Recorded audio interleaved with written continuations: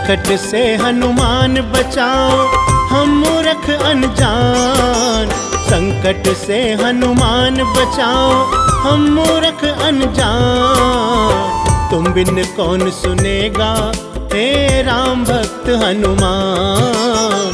तुम बिन कौन सुनेगा हे राम भक्त हनुमान। संकट से हनुमान बचाओ हम मूर्ख अनजान। संकट से हनुमान बचाओ हम मूर्ख अनजान। तुम बिन कौन सुनेगा हे राम भक्त हनुमान। तुम बिन कौन सुनेगा हे राम भक्त हनुमान।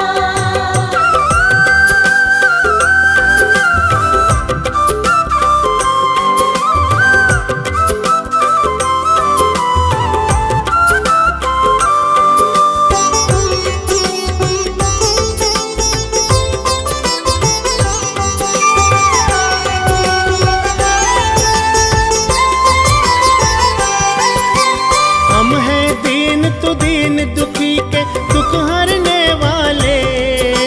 हम हैं दीन तु दीन दुखी के दुख हरने वाले। तेरी दया से छट रहे हैं दुखों के जाले। दुखों के जाले, दुखों के जाले। हमें शक्ति दे दो भक्ति की, हमें शक्ति दे दो भक्ति की, हमें शक्ति दे दो भक्ति की।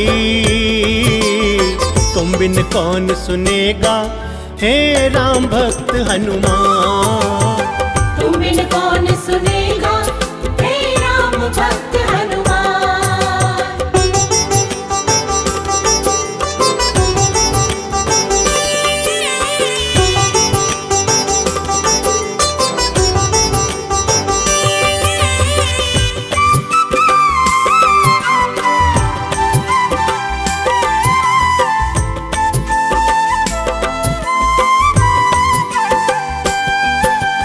भूत पिशाच निकट नहीं आए जो तुझको ध्याए।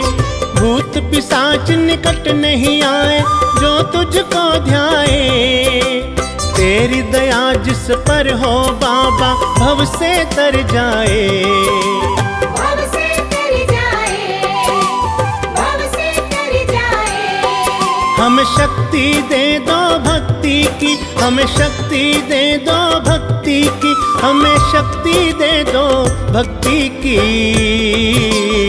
तुम बिन कौन सुनेगा हे राम भक्त हनुमान।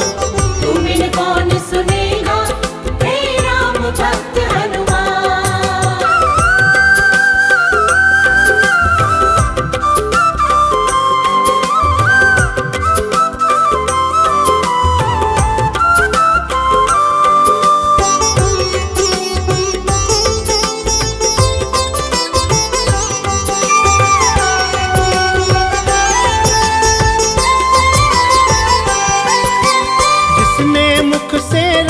कहा तू उसका हो जाए।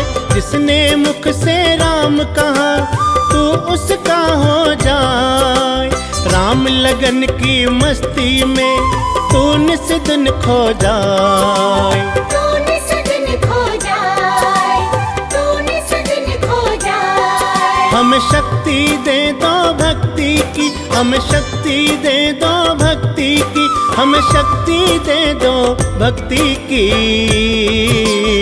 तुम बिन कौन सुनेगा हे राम भक्त हनुमान। तुम बिन कौन सुनेगा हे राम भक्त हनुमान। संकट से हनुमान बचाओ हम मूर्ख अनजान।